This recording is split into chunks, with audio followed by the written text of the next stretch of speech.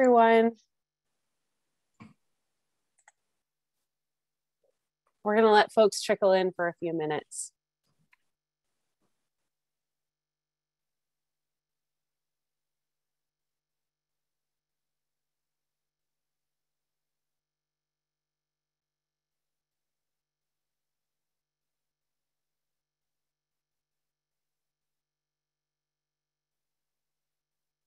Hi, everyone. It's nice to see so many people joining. We're just waiting a couple of minutes to let folks come in.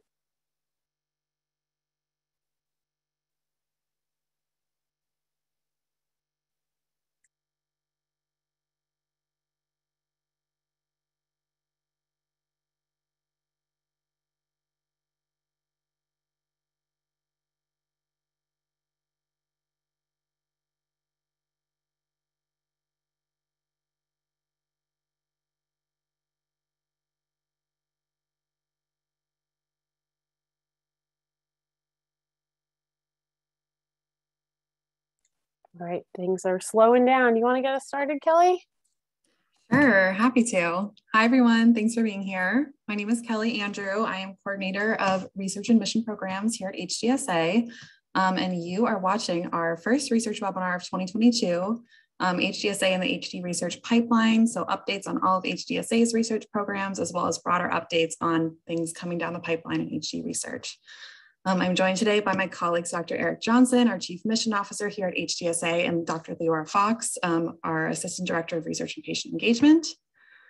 And they are going to introduce themselves more thoroughly later on, but I'm going to go ahead and get us started with some housekeeping items. You can hit next, Leora. Thank you. First of all, this webinar is being recorded. If you want to review it later or you want to pass it on to a friend, you can find it on HDSA's website or on our YouTube channel, which is accessible through HDSA's website. You can ask questions at any time during the webinar. We'll answer them as we go and stop at the end to take more. But you can go ahead and ask questions at any time with the chat function in the toolbar at the bottom of the screen. Just type in your question and hit send. Only panelists will be able to see your questions.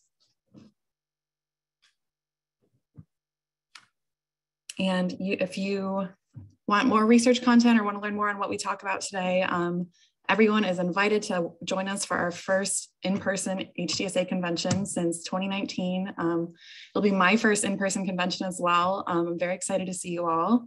So you can register to attend virtually or in person at hdsa.org/convention. And that will be held this summer, June 9th through 11th in Atlanta, Georgia. I'm going to go ahead and pass it on to Arik to get us started. Kelly, thank you so much. Good morning, afternoon. Welcome to all of you. Thank you so much for making the time to be here with us today. As Kelly said, my name is Arik Johnson. I am the Chief Mission Officer for HDSA. I am a clinical psychologist by training and actually worked in a HDSA Center of Excellence for many years before joining the team here. And I'm glad to be able to present with you all, or present to you all with Kelly and Leora, about how HDSA is involved in HD research. So next slide, please. Just a quick outline of what we'll be talking about here today. Like I said, we'll talk about how HDSA supports clinical research, and that takes on several different forms that we'll go into a little more detail about. We'll talk a bit about the research pipeline, how people living with HD are actually involved in HD research and drug development, and talk about some current and upcoming clinical trials, as well as some general information about HD research that Leora is going to talk about in a bit. And then lastly, how to get involved in it. For all of you who are attending who are from HD families, being involved in HD research is what keeps it moving forward. So definitely want to emphasize that. Next slide, please. So this is a question that I've heard over the years and something that we want to make sure that we let everyone know about. How does HDSA support Huntington's disease research? We do it in a number of different ways. We've got research grant programs that we support ourselves, and I'll talk about those 4 different programs in a little bit more detail. We have a scientist on our staff, Dr. Leora Fox, who I'm sure many of you already know, but you'll get to hear more from her in a little bit, as well as a scientific advisory board who oversees our grant programs, but also makes sure that we know what is going on in HD research and science. We focus on research communications. There's a lot that happens, and making sure that people know what is happening and being able to present it in a way that folks can understand is really, really important. And we do that in a number of different ways, working with HD Buzz, This Week in Huntington's Disease Research, which is a blog that Kelly and Leora put out on a weekly basis, our annual research report, The Marker, as well as webinars like this and other more specifically focused ones. We also emphasize awareness of clinical research and clinical trials. And that is accomplished by working with our Centers of Excellence network and our HD Trial Finder tool. I'll talk a little bit more about the HDSA Centers of Excellence network myself, and Kelly will provide some additional information about Trial Finder in a bit. And lastly, really importantly, making sure that people who are living with HD, families, people who have Huntington's, their voices are heard in research. And you'll hear a little bit more about HD Cope from Leora a little bit later. Next slide, please. I mentioned I had previously worked in a HDSA Center of Excellence myself, and it's a program that I think is really, really incredible, and just wanted to point out some information on this for you all to be aware of. Our HDSA Centers of Excellence are multidisciplinary clinics, meaning these are groups of people from different areas of expertise: neurology, psychology, psychiatry, social work, physical therapy, et cetera, who all have experience working with folks with Huntington's disease and who can come together in one place to provide all of those different types of services. We have 55 centers of excellence across the US right now and 10 partner sites. Partner sites are smaller clinics, maybe that are newer to HD care, that are partnering with one of our existing HDSA centers of excellence, who will gather or gain that experience by working with an established team, will increase their knowledge of working with folks with Huntington's disease and eventually become a site, hopefully, of their own. And by doing this and having the program expand like it has over the last almost 7 years now, you see that growth chart of 300% growth of our center program. We went from 20 centers of excellence in 2015 to now the 55 centers and 10 partner sites, covering 35 different states, including the District of Columbia, expanding our reach and services available to people living with HD in states. We support these centers directly through a grant program. And this past year, this current year, 2022, we are supporting the HDSA Centers of Excellence to the amount of approximately $1.9 million. And one other key part is the fact that all of our centers of excellence do have research available to folks who are living with Huntington's disease, whether they're larger clinical trials, drug studies, observational trials, or even local trials. The ones that don't are generally partner sites, but that's part of that relationship. If you can see a partner site for care, they might not have the research opportunities, but connecting you to the larger center site is an opportunity for that relationship to grow. Someone pointed out, which I think is key, I don't want to leave out geneticists and genetic counselors. That's a really big, important part of the Center of Excellence Care Network. So thank you for that note. Next slide, please. I mentioned that we have 4 specific granting programs, and I'll talk about the 3 more established ones in a little bit, but I wanted to point out the HDSA Clinical Research Pilot Grant Program first. This is one of our newer programs, just started in 2019. And this is one that works directly with our HDSA Centers of Excellence. The Clinical Research Pilot Grant Program provides seed funding. So it's a small grant to centers of excellence to do different observational or interventional research studies. This can range from anything from including the development of new clinical assessments, things like quality of life or interventional studies, pilot studies that might look at different biological biomarkers, et cetera. These grants are a one-year grant of up to $12,500, and that work is done, like I said, at an HDSA Center of Excellence. The recipients of this award from 2019 and 2021 are showed here on this page. You can get more details by looking at, like I said, the marker, which is our year in review research report, or looking on the HDSA This Week in Huntington's Disease Research blog. But the topics that these have covered include things like measuring cortisol, which is a stress hormone in people living with Huntington's disease, optimizing telegenetic counseling for people who are going through genetic testing in HD, looking at melatonin on people who, the effect of melatonin on HD gene carriers and sleep disturbance, training folks in palliative care for HD, looking at meaning-centered therapy, which is a type of psychotherapy and the potential benefits it has for quality of life in people with HD. And then interesting opportunities like a 12-week telehealth program, which focuses on movement to music and what benefits that could have for people living with Huntington's. So some really interesting studies done by these teams of experts, like I said, at the HDSA Centers of Excellence. Next slide, please. This is just an introduction into what I'm going to get into next, which next slide. I'm going to talk about the three larger granting mechanisms, larger or more established if we're talking about how long we've been doing them. There's three programs that we've been supporting since starting back in 2013. So I'll go over all of these in just a little bit of detail here, but then provide more information on each one specifically after this. The Berman-Topper Family HD Career Development Fellowship. This is a three-year fellowship program for people who are doctoral level clinicians or scientists who are planning to spend their career working in HD. And this is something that we award up to $80,000 per year for that three-year commitment. And since 2016 have awarded over $2.2 million. I'll tell you more about that again in just a little bit. But this picture to the right is the group of, this is all of the Berman-Topper Fellows right now. This was just taken at the CHDI conference in Palm Springs back at the end of February, early March, which Leora will tell us a little bit more about later, some of the news that we learned there. But this was getting that whole group together. It's a fantastic group of young scientists with a really varied areas of interest and study that they're conducting. Again, share more on that in a bit.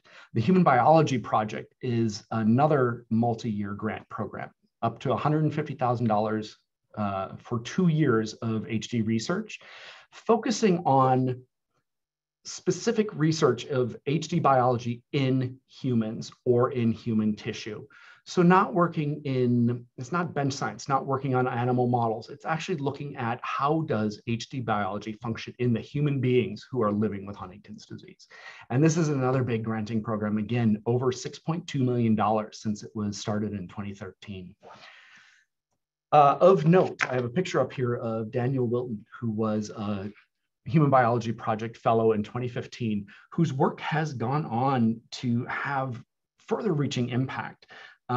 Daniel worked on looking at complementary systems or the immune system, which is believed to be overactive in people who, in early phase HD patients, so people who are earlier on in their disease experience.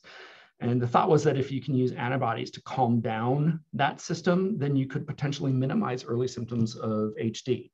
Nexon, which is a pharmaceutical company, is actually doing work based on this work that Daniel did and a potential antibody therapy to sequester complement protein and help calm down that immune response. So really exciting to say someone from this cohort, their work has this bigger impact further on down the pipeline.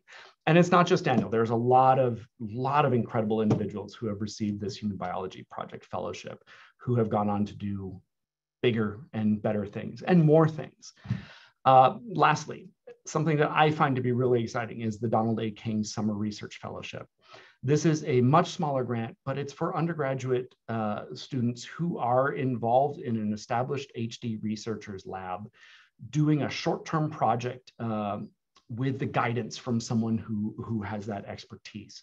Again, I'll tell you a little bit more about that in a bit, but since 2013, greater than 150K has been awarded in this program too.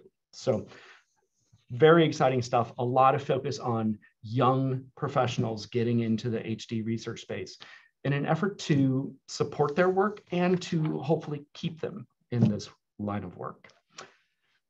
All right, that Don King Fellowship. These are our recipients for 2022, but I want to tell you just a little bit about the Don King Fellowship. It was started in 2005 when HDSA established the Summer Fellowship, the Summer Research Fellowship in honor of Don King, who was a tireless advocate in Huntington's disease and was actually chairman of the HDSA Board of Trustees for many years. The goal of the program is really twofold. First, get young, bright scientists involved in the field of Huntington's disease research. And second, to help facilitate meaningful HD research, to look at the biological mechanisms underlying HD pathology.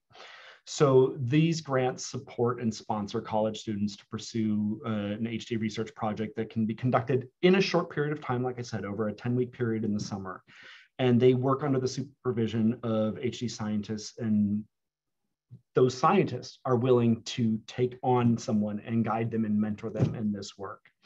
So you can, again, read more details specifically about the work that our Don King Fellowship winners are going to be doing. And stay tuned, because we ultimately look forward to having them come back and present work, whether it's in this format or in person in convention again, in the, if not this year, in years ahead. Something that I just want to point out on that slide, sorry, Leora, of note, Ratnesh's mentor is Amber Southwell, who was actually an early recipient of the Human Biology Project Fellowship. So I point that out just to say this network grows, and the folks who are in the network are actually bringing other people into the field of HD research and science. So fostering those new professionals. So just wanted to point that out. Next slide, please. Sorry, Leora. The Human Biology Project is a great program that was started by my predecessor, George Yorling. Kudos to him for building something that has achieved as much as this program has. Like I said, it's been over $6 million funded in research to people who are doing what we call a patient-centric research approach. So really focusing on how does HD work in the human being? Because that's the person who has Huntington's. That's where HD, that's the HD that we know. So how do you get research and work done in the human biology space, whether it's with people directly or with human cells, so you can see how it works versus looking at it in a mouse model. This is a program that encourages people to work with an HD Center of Excellence, but it's also an international program. So if you are working with an established HD center in Barcelona, like Anna is in this example, or with other international groups, it's a great opportunity to support these folks who are doing some incredible things. Our 2021 recipients, again, you can see more about their work looking at the marker or looking at the HD This Week in Research, HD Research blog. But it's just incredible when you think about the different things that people are doing. They're working on things like understanding the underlying brain activation patterns in Huntington's disease. They're identifying novel biomarkers, whether they're things that are actually changes in a cellular component of what happens in HD progression, or looking at things like eye movements. And then looking at the different biological processes that occur in HD and trying to determine if there's possible therapeutic opportunities as we understand those things more. So it's a really exciting group. One note that I'll make on this slide, Tam, who you see there, the second picture from the left, was previously a Berman Topper Fellow Award winner. And so it's exciting to see how people, again, get into these early career development programs and stay in HD research. And we recognize that, support it as much as possible, and encourage people to stay in this space. Next slide, please. And lastly, that Berman Topper Fellowship, which I've now mentioned multiple times. This was something that was started by the Berman and Topper families.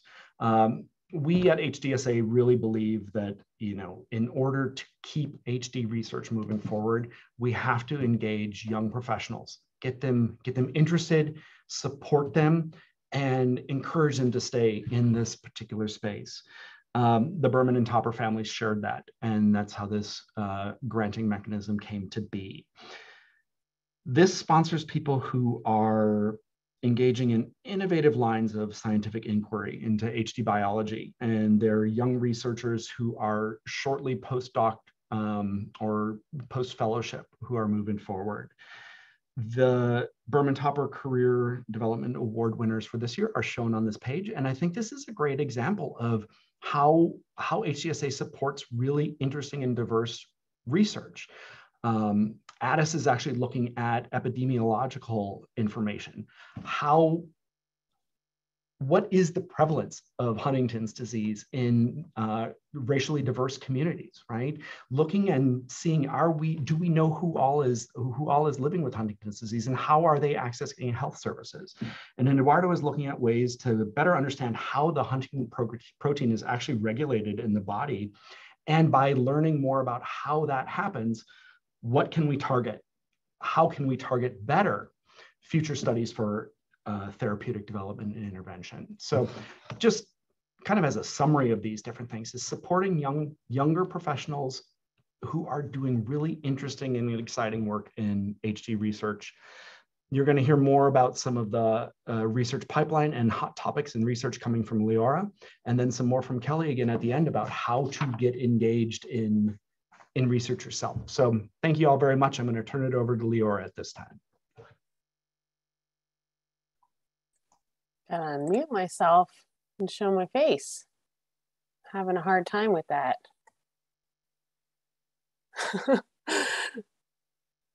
There we go. All right. Sorry, everyone.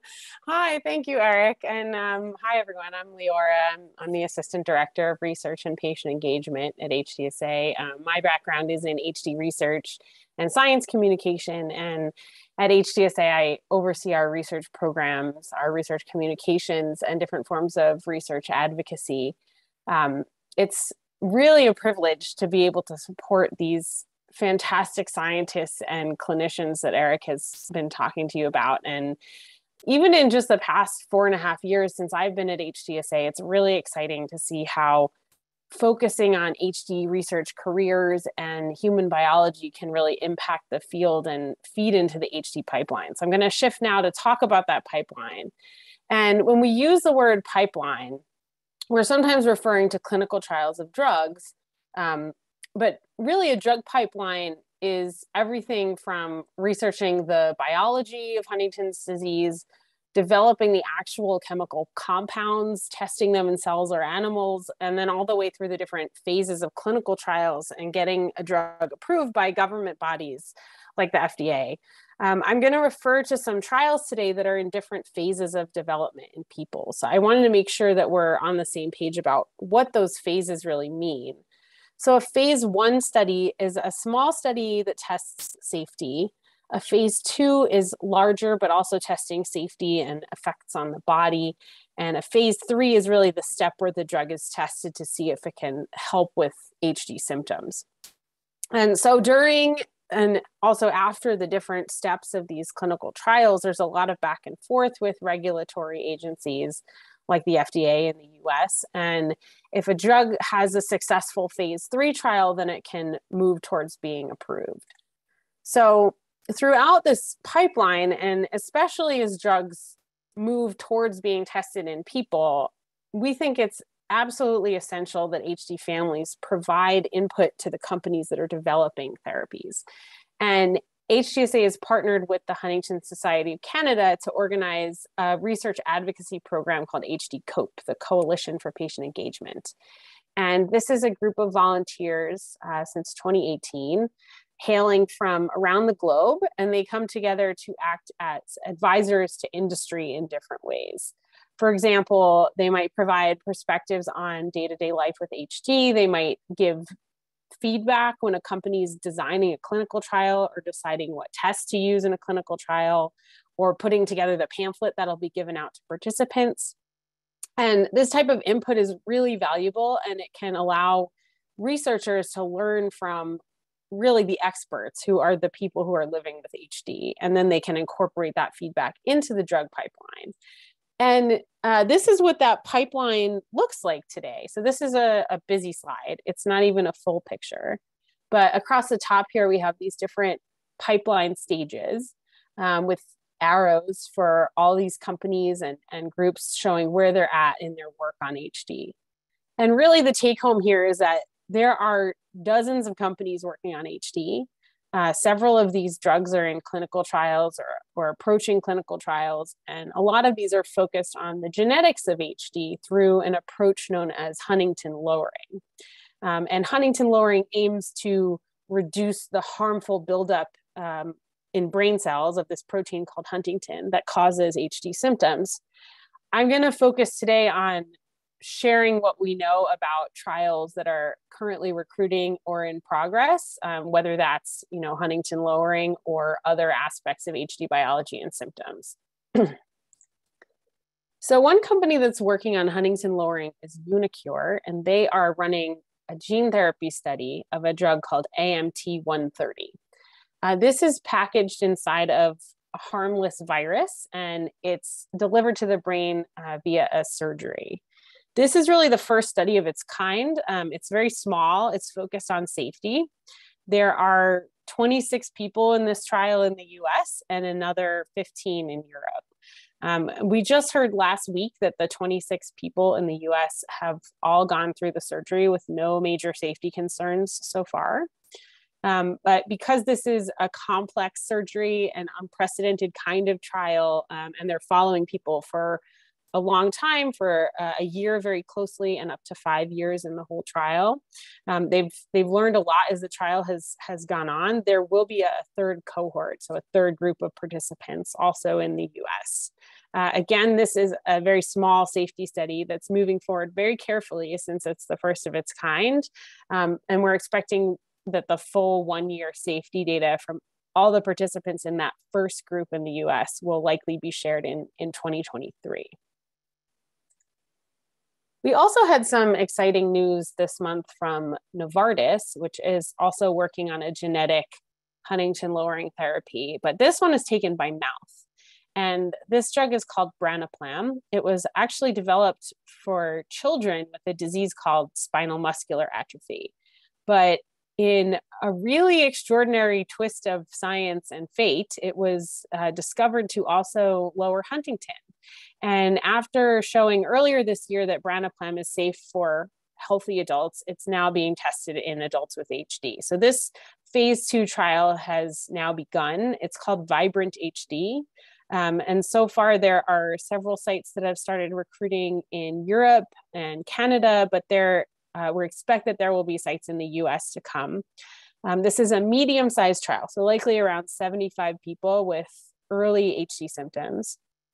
And any US sites that begin recruiting will be updated at hdtrialfinder.org. If you want to learn more about participation, if you want to learn more about this trial, hdbuzz.net is a great place to learn more about branaplam and lots of other science research news for HD. So yeah, please go check out a little more about that. PTC Therapeutics is also developing an oral Huntington lowering therapy. This is similar to branaplam, the way that it works, and this is also a phase 2 trial. It's called Pivot HD, and there was actually a press release last week announcing the initiation of the trial, which is going to enroll around 160 participants aged 25 and older with early HD symptoms. We are hoping to hear a bit more about participating sites soon, and so hopefully we'll be able to add that information to HD Trial Finder in the near future. And again, if you want to learn more about any of these currently recruiting trials, HD Trial Finder and clinicaltrials.gov are great places to check that out. If you have been following HD research or any of our HDSA webinars in the past year or so, you are likely aware of a drug called tominersen that was being tested in a very large international phase 3 study called Generation HD1. And this trial unfortunately halted dosing about a year ago because the risks outweighed the benefits overall in the study.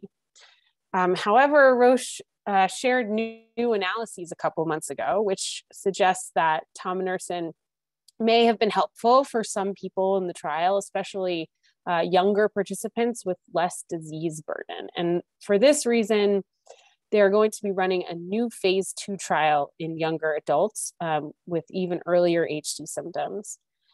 There aren't any details available yet about this upcoming trial, but Roche is continuing to plan it, and they're continuing to analyze and share data from the Generation HD1 study.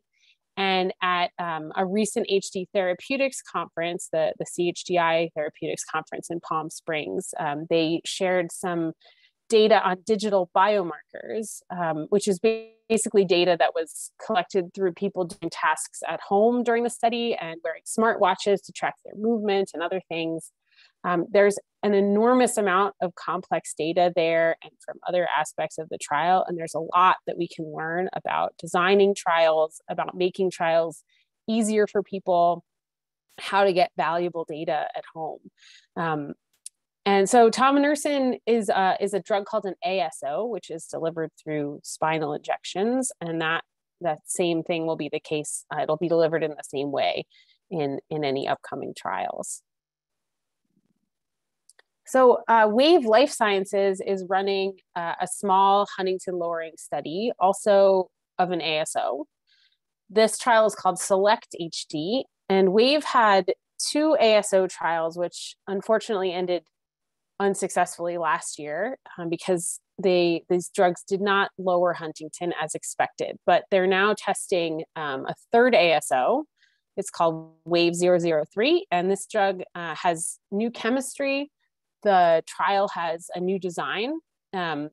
Wave's innovation here really is targeting only the harmful form of Huntington. So people with HD tend to inherit one copy from each parent. And so they have some healthy Huntington protein and some of this expanded protein that clumps up in cells. And Wave's idea is to try and target only the kind that is harmful, whereas a lot of these Huntington lowering approaches lower everything to healthy and harmful.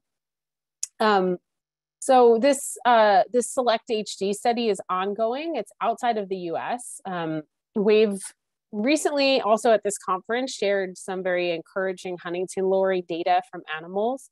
And we also learned earlier this week that Wave has announced some initial success in another disease field with a drug aimed at lowering a toxic protein in people who have ALS. And although this is separate from their work on HD, it's still notable because the ALS drug that they're testing uses similar chemistry to the one for HD. So we have hopes that there will be similar success in HD. I've talked mainly about companies that are working on Huntington lowering therapies, which are aimed at HD genetics, but there are others that are focused on other aspects of HD biology or HD symptoms. Sage is a company focused on developing therapies to combat brain diseases that involve cognitive impairments, and they are running a study of a drug called Sage 718. And the goal here is to improve thinking ability and daily function in people with early cognitive symptoms of HD. So this study is currently recruiting. You can check out HD Trial Finder for updates on sites or see if you might qualify on their website, yourdimensionstudy.com. That's a great place to learn more about this. They are also planning an upcoming study called Surveyor that's going to examine more aspects of real world functioning. So things like using a driving simulator, for example, during the study. Neurocrine Biosciences recently reported some success in their trial of a drug called valbenazine for HD chorea. So these are the involuntary movements that occur in most people with HD. And this drug has already been approved for another condition involving involuntary movements called tardive dyskinesia. In December, Neurocrine reported that their Connect HD trial for this drug in HD was successful. And actually yesterday, April 5th, at a large neurology conference, they shared more data around this success, and they will be applying to the FDA for approval in HD. So it's great to hear that there will likely be another option for treating chorea in the near future. There's an ongoing open label extension study in which means that trial participants all take the drug for a longer period of time. And this will also help inform that FDA application. Prolenia is a company that is developing a drug called prodopidine, which is currently being tested in a large phase 3 study for people with HD called Proof-HD. And this drug works by activating a certain type of brain messaging receptor called the sigma-1 receptor. And the idea is that this could help preserve and protect brain cells in HD. The trial is testing prodopadine's effects on day-to-day function, motor abilities, behavior in HD. It's about an 18-month-long trial, and it fully recruited last October, and it's ongoing, as is the open label extension. So that's my update on the major drug trials in progress for HD, and I'm now going to hand it over to Kelly Andrew to talk more about a tool created by HDSA, HD Trial Finder, to help folks get involved in drug studies like the ones you just heard about, and also get involved in other types of important clinical research beyond what I talked about today. Thanks, Leora. Thanks for the update. Hi, everyone. So a lot of the trials that Leora mentioned are actively recruiting participants, and HDSA manages an online database called HD Trial Finder that you can use to learn about different trials that are recruiting all across North America, as well as to figure out whether you or a loved one with HD might be eligible to participate. So currently we have 24 trials listed on Trial Finder that are actively recruiting participants.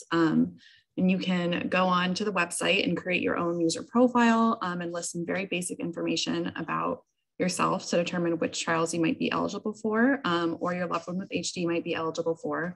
Or we have a call center staffed by trial navigators that are specifically trained to help people looking for information about HD clinical trials specifically get matched to different trials. So right now we have over 7,000 users in the database, and there are options, or you can go on and match or rematch at any time. There's always new trials being added to the system. Next slide, please, Leora. Thanks. So Leora mentioned a lot of clinical intervention trials, but there are also a lot of observational trials that recruit through HD Trial Finder.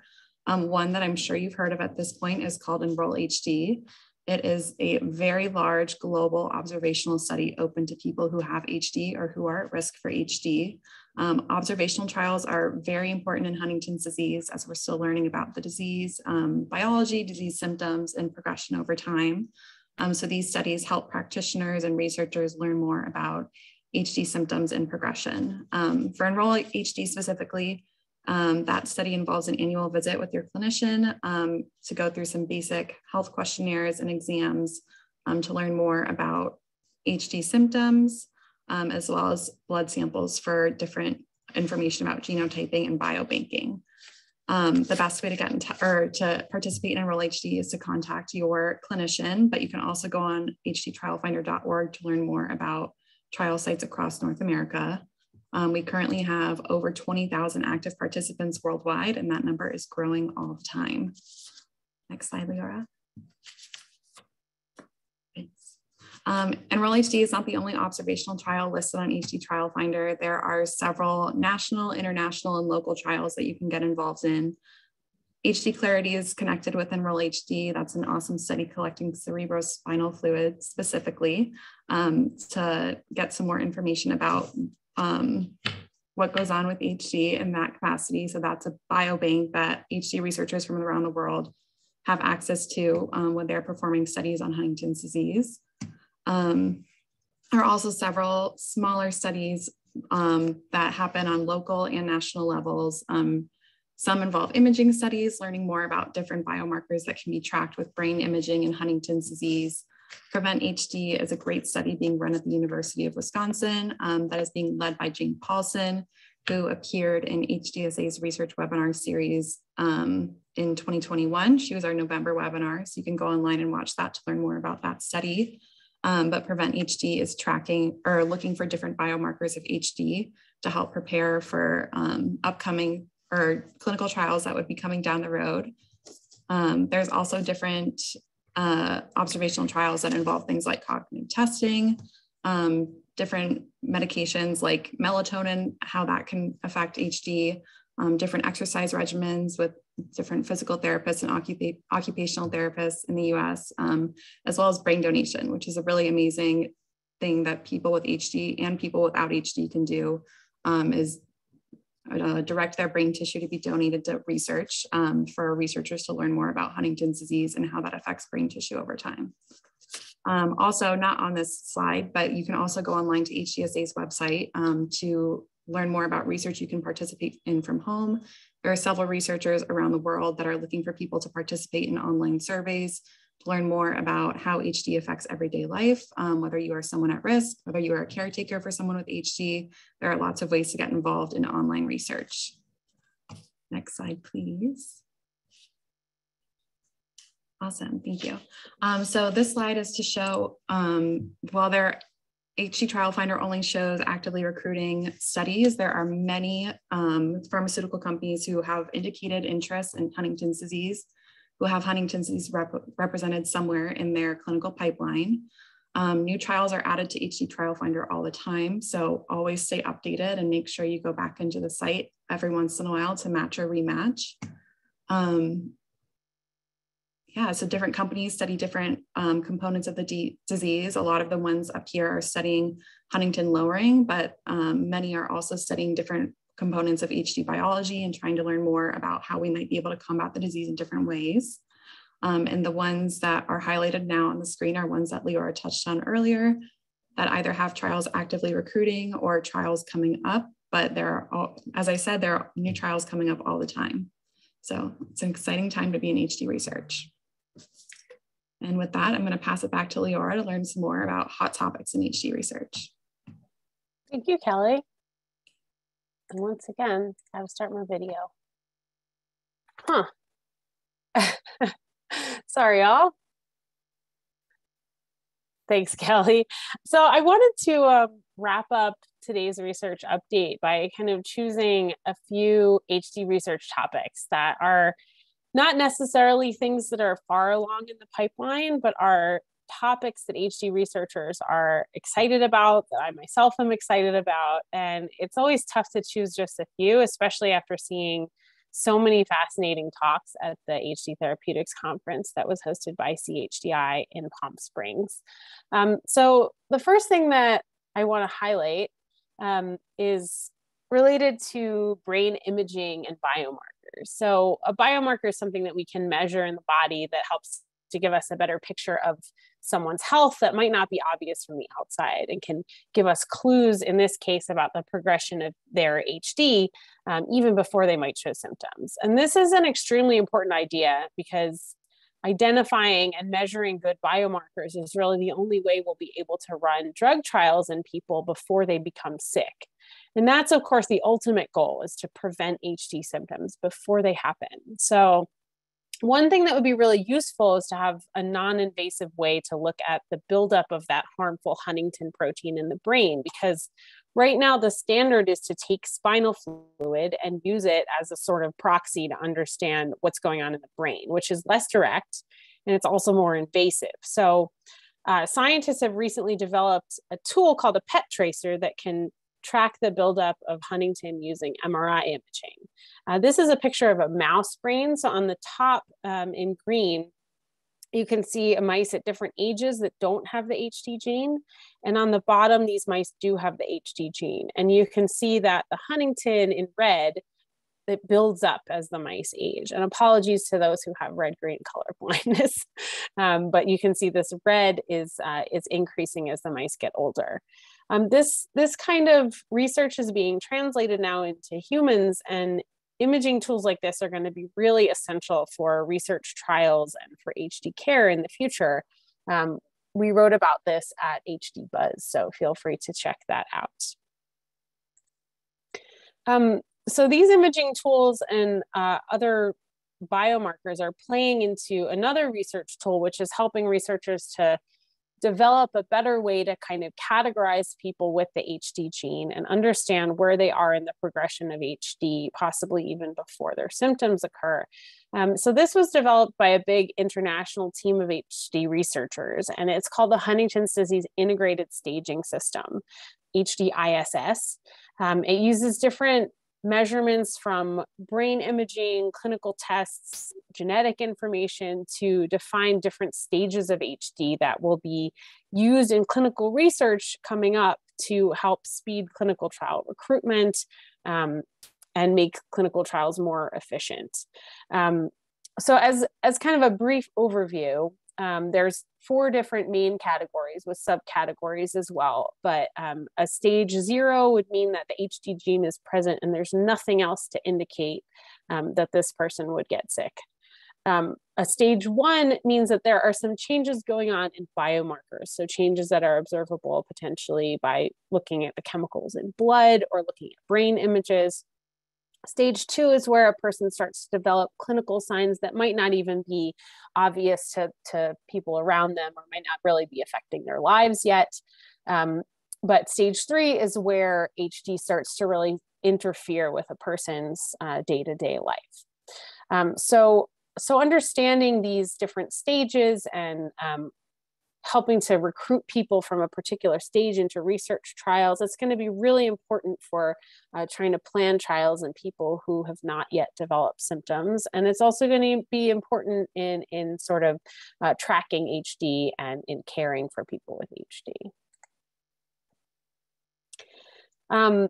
So another big focus at this HD Therapeutics conference was Huntington itself. So the gene, the recipe, the protein, and in particular, there have been really cool recent developments where scientists can not only visualize and map out what the protein looks like, but understand the chemistry and the physics of how it moves and interacts with other things inside of brain cells. So with this information, you can imagine that drugs could be very carefully designed to do different things like hold Huntington in a certain position or prevent it from clumping up or stop it from sticking to another protein, any number of other things. So this type of structural biology research is something that HDSA has supported, for example, through Berman Topper Fellow, Dr. Rachel Harding. And it's very cool to see how her findings and others' findings in this realm have the potential to drive the development of drugs for HD. So that was something that I was excited about at this conference. We've shared a lot of info today, and I know folks are going to have specific questions about a lot of these trials probably and other things in HD research, but I'm going to leave you with a reminder of some of the places that you can go to learn more about HD research and participation. HDSA is a big supporter of hdbuzz.net. I myself am on the editorial team, and we recently wrote 3 articles recapping the CHDI HD Therapeutics conference, which should give you a really solid picture of what's exciting all the way along the HD research pipeline. Please do check out hdtrialfinder.org to learn more about all the recruiting trials that I mentioned. You can subscribe to HDSA's blog This Week in HD Research, which Kelly writes. She also spoke about Enroll HD, and you can get involved either through HD Trial Finder or by going to enroll-hd.org. And if you want to hear even more about HD research, as Kelly mentioned, please come to HDSA's convention. We're going to have a bunch of research sessions. It's taking place in Atlanta this year from June 9th to 11th, but also every session will be live streamed. So you can join us from home or check out sessions you missed afterwards on HDSA's YouTube channel. And finally, before we dive into questions, for everybody who's watching this live or recorded, thank you so much for tuning in and engaging and educating yourself about research, because I really think that being informed and being able to share that information is a really wonderful way to advocate for yourself and others in the community. So thanks all for your attention. And I'll invite Kelly and Arik to turn their videos back on, and we can start answering some questions with the time we've got left. Leora, Kelly, thank you guys so much. I think, and to all of you who are watching today, it's near impossible to include everything that's going on in HD research and everything that HDSA is doing in HD research in an hour slot. So really, really thankful that you participated in a pretty jam-packed session. And as Leora said, there's plenty of places to learn more, both on our online platform, some of the other sources out there like HD Buzz, and if you're interested in the HDSA convention, it's in person and virtual. So please check those things out. We've had a couple of questions come in and encourage you to keep putting things into the chat. But Leora, I was wondering if you might be willing to take a question. Someone had asked about CRISPR, and I'm going to leave it at that. If you want to read it in a little more detail yourself and address that one. Okay, let me see if I can find it. I'm sorry. I will. Okay, so the question is, there's a new version of CRISPR called Cas13, which is being shown to be able to target something like Huntington more effectively. Is there a preclinical company working on this specifically yet? And it sounds like the holy grail of HD therapeutics for the layman. Yeah, that's a good question. We always get questions about CRISPR, and indeed there are companies and research labs, academic research labs that are working on CRISPR for HD. There's a laboratory at UPenn in particular that is working on kind of CRISPR with a sort of dimmer switch that can potentially be used more safely. But CRISPR in general is not really far enough in the pipeline where it's ready to kind of be tested in humans. But I think that it may be getting there. It's a tough thing to edit DNA directly in brain cells for reasons of safety. A lot of the therapies that we talked about today, these genetic therapies, are focusing not on the gene itself, but on the message that creates the protein. So often these can be sort of reversible. Like if you take the drug away, then any bad effects would potentially go away. Whereas something like CRISPR, where you're really editing the DNA itself, there are a lot more safety issues to contend with there. But yes, there are academic researchers, there are companies working on CRISPR and making it safe and effective, we hope, for brain diseases. Arik, I know there were folks who are asking questions about personal eligibility or the eligibility of loved ones for these trials. So do you want to touch on that? Absolutely. I think, and I appreciate there was someone who shared some of their reason for asking this, talking about their loved ones specifically. But when it comes to eligibility for clinical trials, it's important to talk to your care provider or the investigator at the site that you would be working with about what are the specific requirements, or specific criteria for that study. A lot of times studies have what we call inclusion and exclusion criteria, the things that they're looking for. Who is the ideal participant for it? It might be someone with a CAG repeat length of 40 and above. It might be an age range. It might be limited to people who don't take a specific medication. Studies are going to differ, so it's important to pay attention to whichever study you're interested in. You can find that information on clinicaltrials.gov and Trial Finder, but then also talking to your providers or the investigators at your site directly to find out if you qualify for it. We talked a bit about staging, and that oftentimes comes up in this conversation. What Leora talked about, the HDISS, is a new model that will be something I think we see more of in future trials. And that differs from what we would call clinical staging, what a doctor might say, you're in this stage of Huntington's disease. I want to make sure that that differentiation is clear. But when it comes to a specific trial, you can find that information on Trial Finder, you can find it on ct.gov, you can find it on site or study-specific sites, and talk to your care provider or site investigator on that information.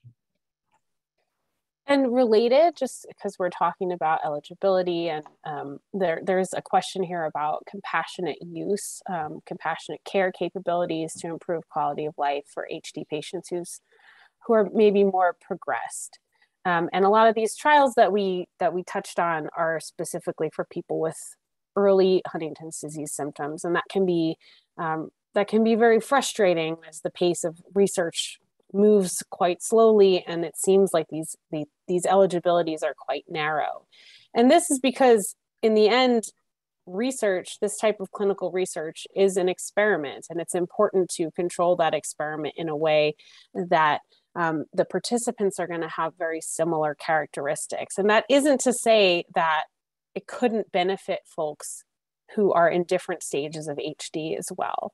The compassionate use question is a tough one, because this is generally at the discretion of the companies. And because a lot of these, especially genetic trials, are really unprecedented, safety is a major issue. And so in general, companies have decided not to allow that type of compassionate use for many safety reasons. But of course, this is in the realm of the kinds of advocacy that HDSA and others are addressing as well. So thanks for that question. Let's see.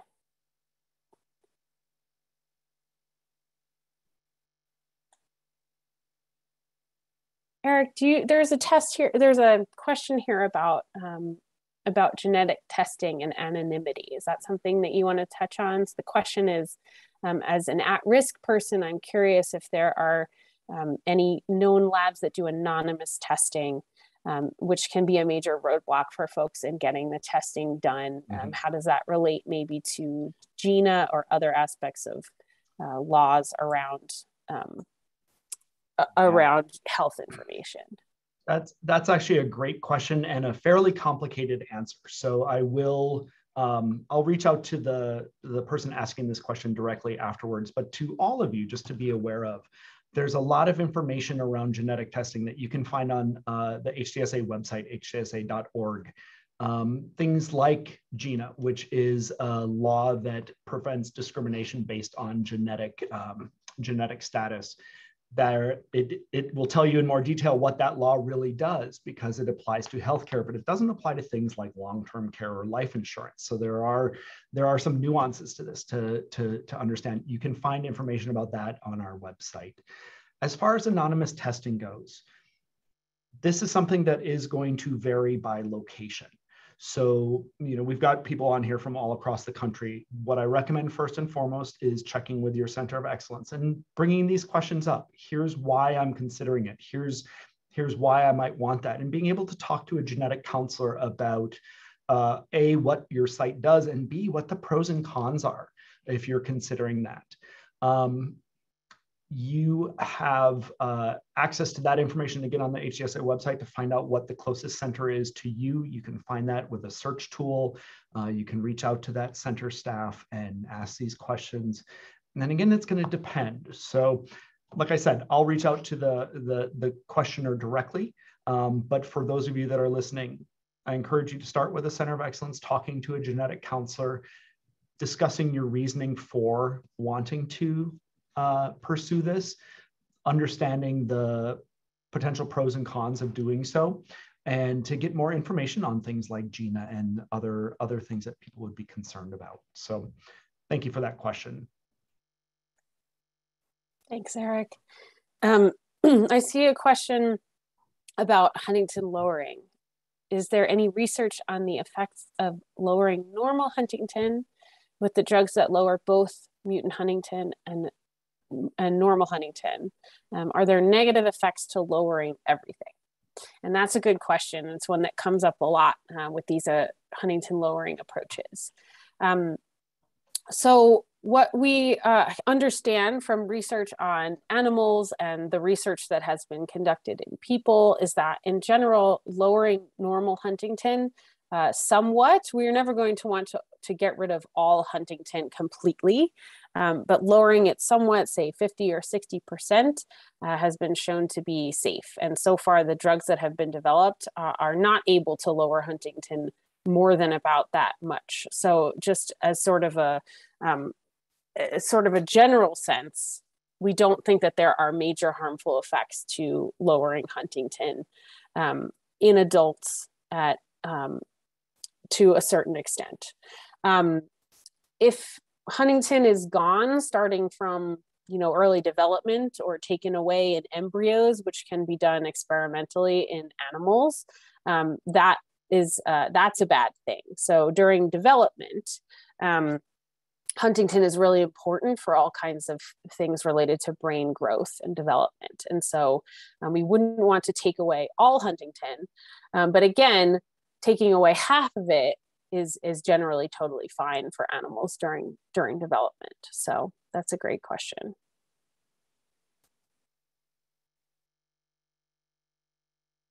I see some questions about the staging system. And I think they're kind of questions relating to how this might impact HD care. So in terms of sort of sorting people into categories, when a person gets a test to determine whether they might develop HD or to confirm if they have HD, this has nothing to do with really the staging system. It's just the presence of the gene. So the question is really, what kinds of tests are doctors doing to diagnose people and to put them into these categories? And I want to emphasize that this HDISS is really a research tool. It's not something that you would start going into your general neurologist and say, hey, I want to be put into one of these categories because I've been diagnosed with HD. It's really something that's going to be used for clinical trials to help with recruitment and to ensure that these trials are really well run and that they can use fewer individuals and move along faster towards approving drugs. So it could be in the future incorporated into care, but at the moment it's not. It's more of a research tool.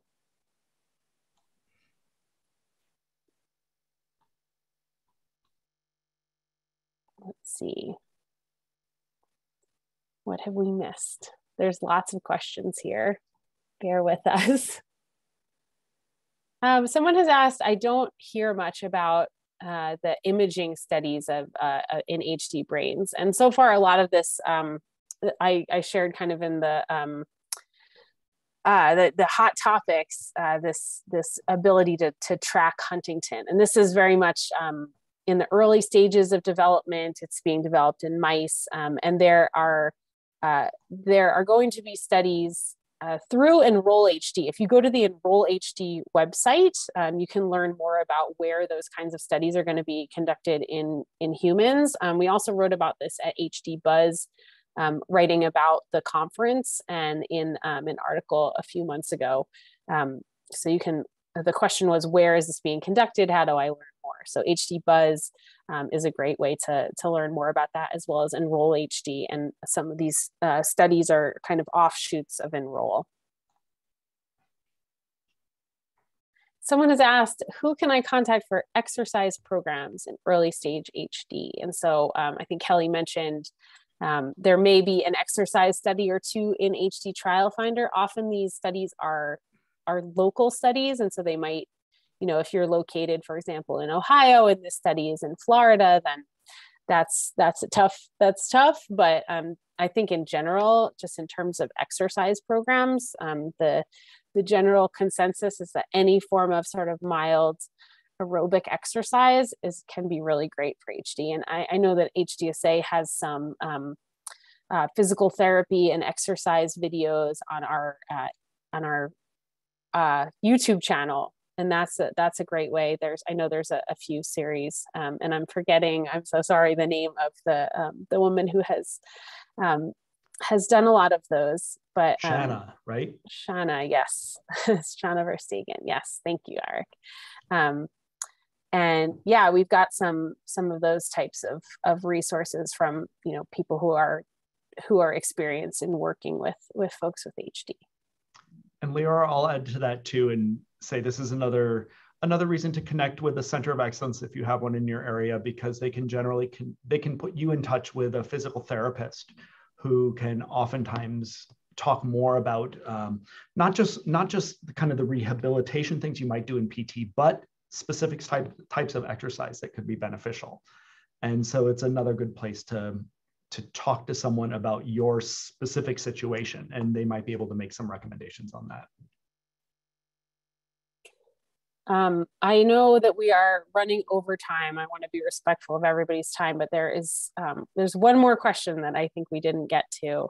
And the question is, given the speed of the COVID-19 vaccine release, has the FDA adapted any methods to speed along drugs and treatment for HD?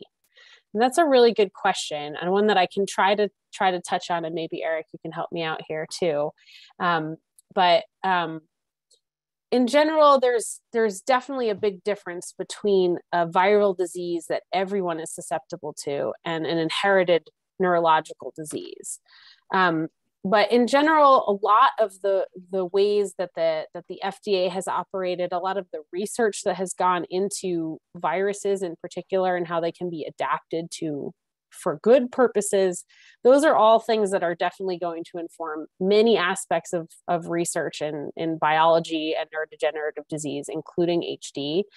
Specifically, I don't know that there has been a translation, but I know that there's a lot of advocacy around and changes within how the government and the FDA operates because of the need to respond so quickly to something global like this.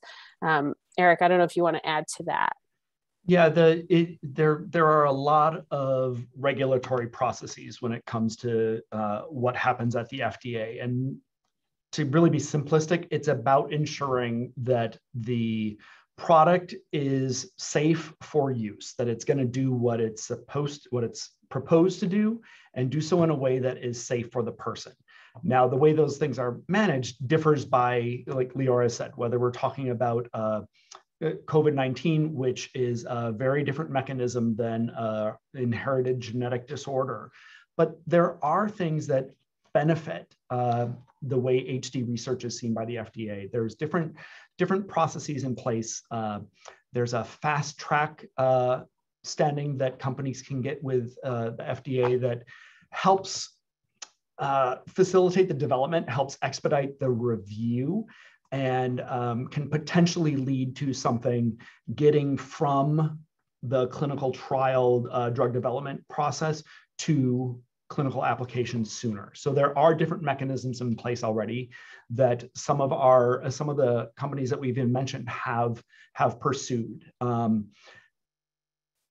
Does it happen soon enough? No. And I would think that anyone who is living with HD would say, I'm ready to go. Give me whatever. But we always want people to make sure that, sometimes that thing that you really want to do something to help you can cause harm. And we want to make sure that the people who regulate these things are on top of that so that it doesn't create more of a problem. And I know that's a kind of gross oversimplification of things, but the bottom line is there are mechanisms in place that can help speed up drug development, potentially speed up drug development and some of those regulatory processes for small diseases like HD. Thanks, Arik. And thanks, everyone. If you have additional questions that you want to send to us at webinar, I think it's webinars. Is it webinars or webinar at HDSA.org?